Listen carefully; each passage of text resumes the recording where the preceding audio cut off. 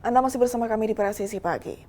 Paus sirip yang terdampar di Pantai Jangkar, Kecamatan Jangkar, Kabupaten Situbondo, Jawa Timur berhasil diselamatkan oleh tim gabungan Satpol Airut Polres Situbondo. Bersama anggota Satpol Airut, anggota TNI AL Pos Jangkar, dan masyarakat membantu paus sirip kembali ke tengah lautan.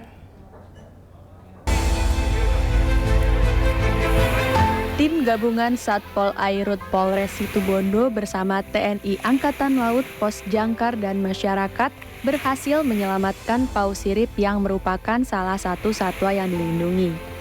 Paus sirip dengan ukuran kurang lebih 2,5 meter dilaporkan terdampar di Pantai Jangkar, Kecamatan Jangkar, Kabupaten Situbondo pada Rabu 31 Januari 2024.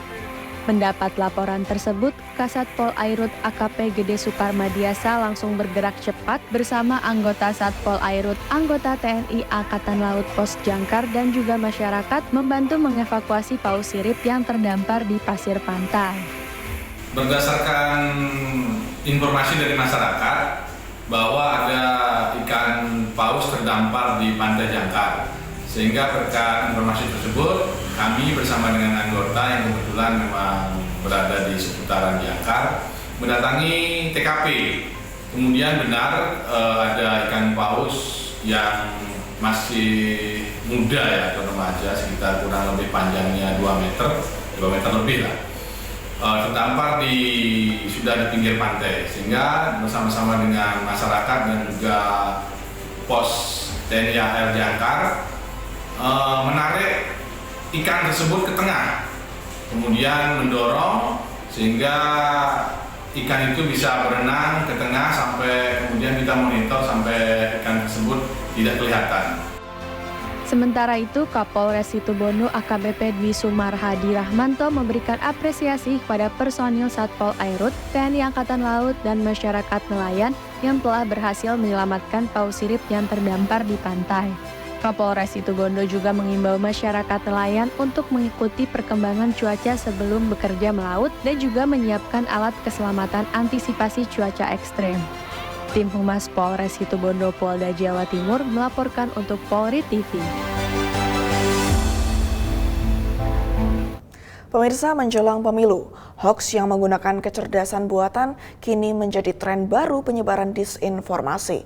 Menurut Mafindo atau Masyarakat Anti Fitnah Indonesia, hoaks yang semakin canggih dapat mengaburkan realita dan berpotensi merusak proses demokrasi. Dan berikut liputan jurnalis VOA Valdia Baraputri. Video dan audio yang menggunakan wajah atau suara figur politik yang dimanipulasi diunggah di TikTok dan disebarkan melalui WhatsApp.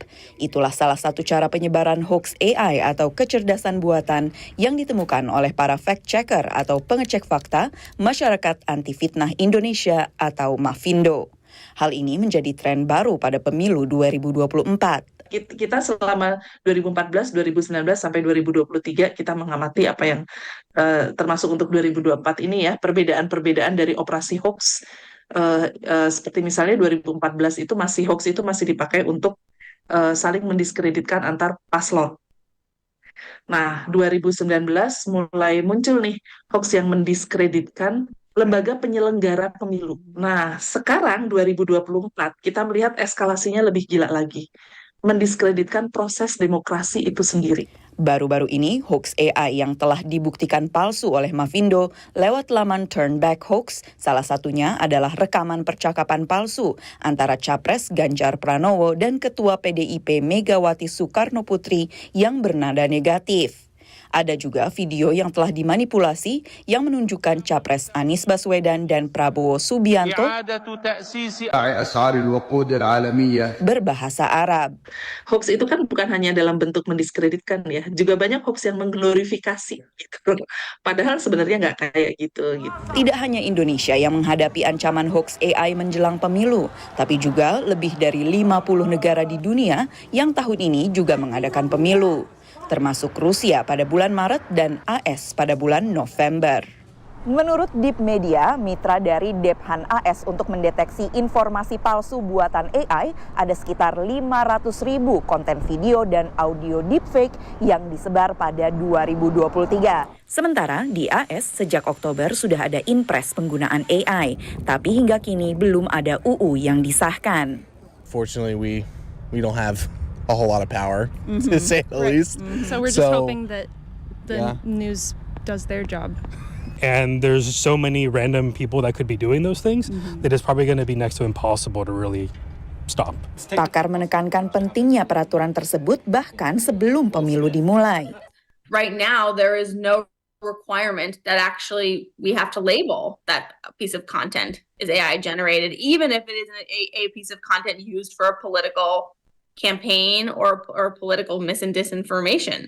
Indonesia juga belum punya regulasi khusus AI, tapi menurut pemerintah, UU ITE dan PP PTSE atau penyelenggaraan sistem dan transaksi elektronik bisa digunakan. Dari Washington DC, Valdia Baraputri dan tim VOA. Ketahanan pangan di perkotaan adalah masalah yang berkembang seiring meningkatnya populasi kota-kota di seluruh dunia. Sebuah gerakan di Kenya memanfaatkan teknologi pertanian perkotaan untuk mendorong warga menanam sayuran dan buah-buahan sehingga bisa memenuhi kebutuhan pangan mereka sendiri. Dan berikut liputan jurnalis Helmi Johannes dari tim VOA.